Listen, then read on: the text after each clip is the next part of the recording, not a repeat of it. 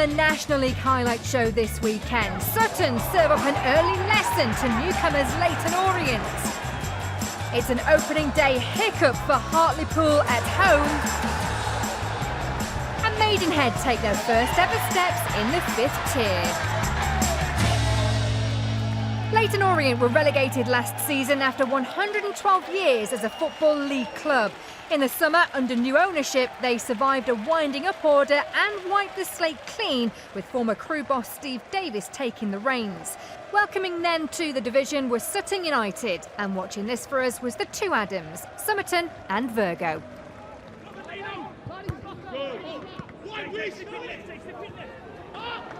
Gone was a good one as Dundas looks to try and make something of it. Widdowson had to be careful there. It's a penalty. Widdowson with the challenge.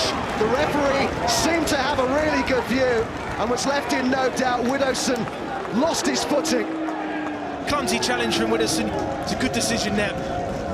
Almost a quarter of an hour gone. It is Jamie Collins scored that penalty against Leeds in the cup. Scores the opening goal of the National League season. Sent the goalkeeper the wrong way.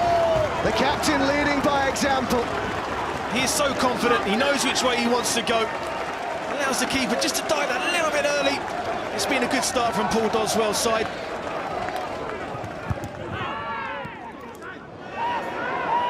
It's judged by Eastman. Dayton. Leyton Orient just pushing and probing here. Dayton looking to head for that byline. He was challenged by Aswad Thomas. They're asking the question here, Leyton Orient, but the referee says corner. It's very, very close. He gets one-on-one. Doesn't even play the ball there. Eastman's the player who gives chase. He's been trapped by Coulson. Nice trick there by Craig Eastman. And it drew the challenge and the foul as the rain now is really starting to come down quite heavily. The pitch was dry, it won't be dry for much longer, and neither will we actually up here. It's flicked on at that near post. Out it comes to Spence, plenty still forward for Sutton. And it goes, a great ball, and the goalkeeper was stranded, and it's been turned home. It's a second here for Sutton United, and it's the other centre-half, Dean Beckwith, who's got his name on the score sheet. The opening day is going totally to plan for Sutton United. It's all going wrong for Leyton Orient.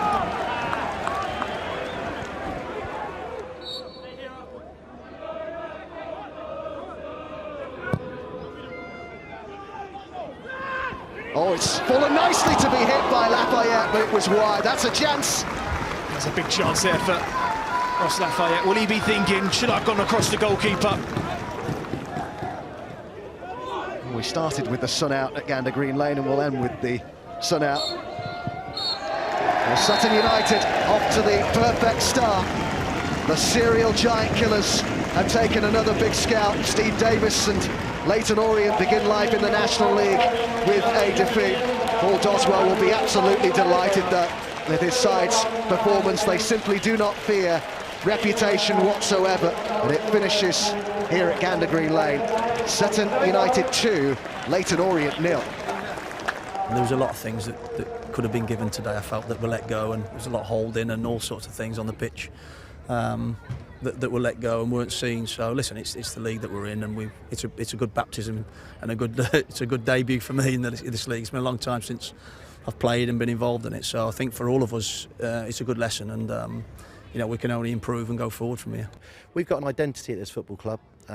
We know how we want to play. The players buy into how we want to play, and you know, it worked for Lincoln very well last year and Barrow for long parts of the season. You know, it's to get it forward, get it into that area, and then get the boys around and go and play. Hartlepool's first match outside of the Football League since 1921 was against Dover, who missed out on the National League playoffs last season by 1 place. 1 minute shy of the half-hour mark at Victoria Park, an opportunity for Chris Kinnear's men to take the lead. Following on from a corner, debutant Jamie Allen duly obliged. During the previous campaign, Allen was top scorer for Southport. Dover have a lot of work to do to make up for the goals scored in their previous campaign by Ricky Miller, who's now with Peterborough. Kane Richards failed to make it 2-0 in the northeast. Then with 20 minutes remaining, Toby Show-Silva dragged wide after coming on as a sub. With time running out in front of 4,000 fans, Hartlepool produced their best moment of the game. Space opened up for Connor Newton, but a powerful shot was too close to Mitchell Walker in the Dover goal. National League life starts with a loss for Craig Harrison and his team. Last 3 years, I think we're probably the most consistent side in there, but it's another new season, and it could be a good, enjoyable one, but it's only one game. We mustn't get carried away.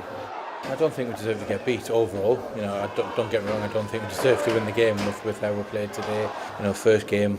You know, I think maybe a little bit of nerves and maybe a little bit of, you know, more concentrating on not wanting to get beat rather than wanting to go and win the game. Gary Waddock's Aldershot came into this season as strong contenders after reaching the playoff semi-finals last time around, whilst Halifax were looking to mark their return to the National League after a season away. It was a quiet first half at the Shea, the first real chance falling to Connor Oliver after the break. His shot well saved by keeper Jake Cole, a key component in last season's best defence. The home side eventually took the lead just before the hour mark. Tranmere Fenelon racing through to grab his first goal since March. The former Republic of Ireland under-21 international thought he'd doubled his team's tally and his own for the afternoon, only for it to be chalked off by the linesman. But the Shots were handed one last opportunity to seal the victory when Matty Brown fouled Sean Okoji in the box, penalty to Aldershot. Debutant James Rowe, who signed from League Two side Cheltenham in the summer, stepped up to make it 2. A strong start for Waddock's side. Very difficult fixture, first game of the season. Halifax on the back of a promotion, the momentum with them after last year, and this is a real difficult place to come to. So yeah, we've had a good day. I think we gave a good account of ourselves. I thought we was in the game for long periods. For long periods, it's just we switched off twice, 2 situations, and obviously conceded 2 goals. But I thought the lads were tremendous. 2 of the best teams in the National League last season clashed on day 1 in East London. After a strong start against Barrow, Dagenham won a penalty as Morgan Ferrier was fouled by Thierry Ordell. Up stepped Corey Whiteley, advantaged the Daggers. And there was more to come with the first half barely 20 minutes old. Michael Cheek this time beating Stuart Moore. Cheek's recently arrived from relegated Braintree, where he scored 19 league goals last season. The previous campaign saw Barrow come 7th as they sought a way back into the Dagenham test. Adil Yusuf fired over inside the 6-yard box. Yusuf is among the new signings made by Paul Cox this summer, and so too is Dan Jones, who scored on his debut after moving from Grimsby. The 3 points, though, stay in the capital, with Dagenham off to a winning start. More than 6,000 fans were at the racecourse for a North West derby on the opening weekend. A much-changed Wrexham side are hoping to put last season's lowly 13th place finish behind them, while Macclesfield also ring in the changes ahead of a 6th season in the National League. John Askey has made 15 new signings over the summer, and it didn't take long for No Baba to make his mark. The midfielder, once touted by Man United as a teenager, let fly from 30 yards. Wrexham came close to an equaliser in the second half when Paul Rutherford popped up at the back post, only for him to head over. Askey's men thought the win was assured when former Dover striker Tyrone Marsh volleyed in from close range, but the linesman had a different view.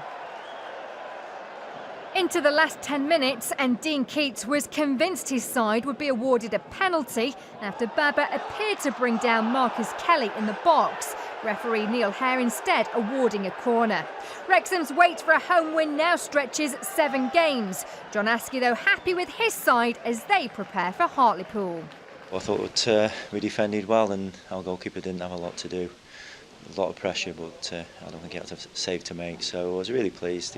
Sometimes you have to ride your luck, which we did. But it's all about the points, and that's what we got. So obviously pleased. After suffering playoff heartache at Wembley in May, Tranmere kicked off their third National League campaign away to Torquay, who once again only just avoided the drop last season. Mickey Mellon's men started sharply at Plainmoor, Liam Rydhall hitting the bar from a free kick. Tranmere went down to 10 men in the second half after a firm Adam Buxton challenge on Sam Chaney. Both teams clashed on the halfway line, and involved in the scuffle was Steve McNulty, who was already booked. The Rovers captain was shown a second yellow card for dissent. The red card didn't stop the away side chasing 3 points. Jeff Hughes forced a fantastic save from new Torquay keeper Ryan Clark. Then 5 minutes from time came another sending off, another for Mellon's Rovers. James Norwood went for elbowing Josh Gowling. Norwood was among 5 red cards last season in the league for Tranmere.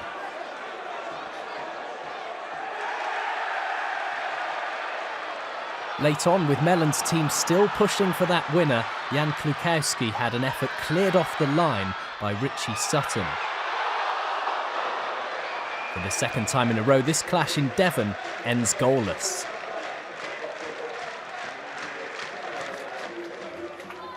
Maidenhead made their bow in the National League with a 75-mile trip to the Gallagher Stadium to meet Maidstone United. Jay Saunders' side finished a creditable 14th in the table in their debut year. The home side started brightly, Harley Willard unleashing a fearsome strike that rattled against the crossbar. The hosts were in the ascendancy and showing the new boys how it's done. Willard crossing for Delano Sam York, who missed a glorious chance with the goal gaping. 6 minutes after the interval, the deadlock was broken. Joe Piggott with a sensational free kick into Carl Pentney's top right-hand corner.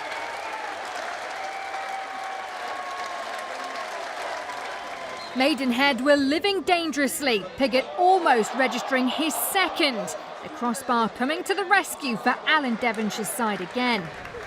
But there was a sting in the tail with 2 minutes to play. Substitute Sam Barrett powering home a superb header to score Maidenhead's first ever goal at this level. And with seconds left, it was almost a dream start for the boys from Berkshire. Barrett's cross nearly deceiving goalkeeper Lee Worgan, but the Maidstone skipper somehow managed to salvage a point for his side. A good day for West Ham legend Devonshire and the travelling supporters. A first competitive meeting between Guiseley and Ebbsfleet United, who won the National League South playoffs. It took only 5 minutes for one of the fifth tier's new boys to threaten. Dave Wimfield headed across for Sam Magri, whose effort was deflected over. For the past 2 seasons, Guiseley have finished 20th in under 20 minutes. They took the lead from a corner. John Rooney fired past Nathan Ashmore. Rooney's moved permanently this summer from Wrexham. Ebbsfleet had to wait until just past the hour mark to score in the National League for the first time in over 4 years. Miles Weston got the goal via the back of Darren McQueen. Shortly after, McQueen had an opportunity of his own, beating the Guiseley offside trap to open his account for the campaign. The former Tottenham Academy player got 15 league goals last season. With Ebbsfleet heading for a memorable opening day victory, Guiseley's Frank Mulhern tried his luck from long range. After the post, Ashmore denied Connor Brown before Reece Thompson equalised on his debut. A point each at Nethermore Park, but 2 very satisfied managers. I'm very pleased with my side's performance overall. I thought we played some good stuff and created a number of chances that we probably didn't capitalise on, but for our first game back at the level, I'm pleased. I think you've seen today we can be competitive on day one. We played some, like I said, we played some really good stuff and created a number of chances, and we're looking forward to the season. For me, I want to do as well as possible, and I know that that changing room in there is very driven. We've brought some great characters. We've already got good characters at the club, and as a group, I think it's as good as I've seen for a long time.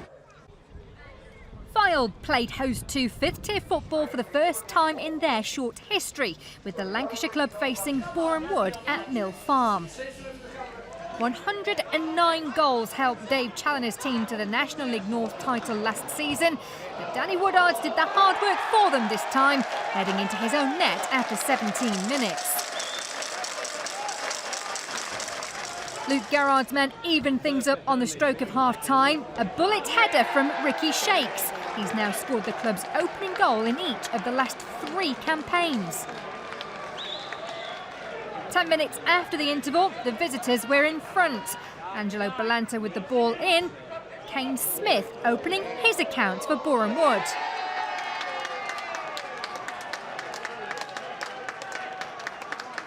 This was the first competitive match between the sides, and the fans were treated to a 4th goal right out of the top draw from Johnny Smith. A spectacular strike ensuring a share of the spoils, much to the relief of Fylde's manager. We weren't great today. It was an arm wrestle, and we conceded 2 really poor goals from our perspective, which gave us a little bit of a problem.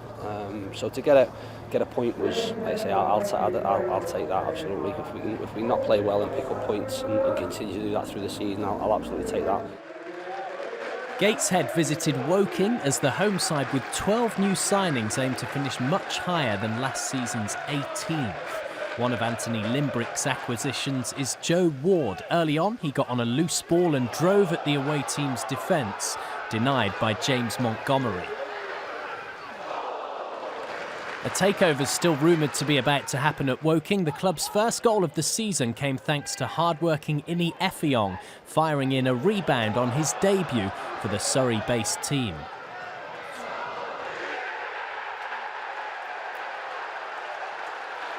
But Woking's lead didn't last long. Less than half an hour in, a Danny Johnson strike from the edge of the area took a big deflection, wrong-footing Nathan Baxter, 1-1.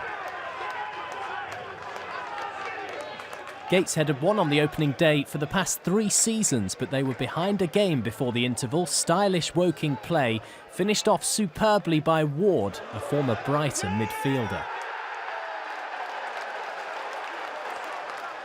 Into the second half, a Gateshead clearance struck Shay Isaac and then the post.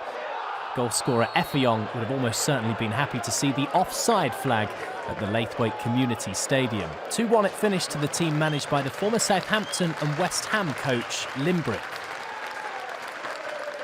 To get off to such a good start, I thought in the game as well, I thought we started really positive on the front foot, so we've got the fans on our side, and to score first was good. Conceded just a little bit of a sloppy goal, if we're honest, but then to get the second goal and push on from there. We would like to have probably got the third in the second half, which I thought we should have got, which made it a little bit tense and tight at the end, but as a team I felt we really defended well towards the end of the game, so yeah, delighted for everyone at the club. Bromley secured their highest ever finish in the 5th tier last year, but 10th place could be a hard act to follow, with their 2 leading marksmen both sold in the summer.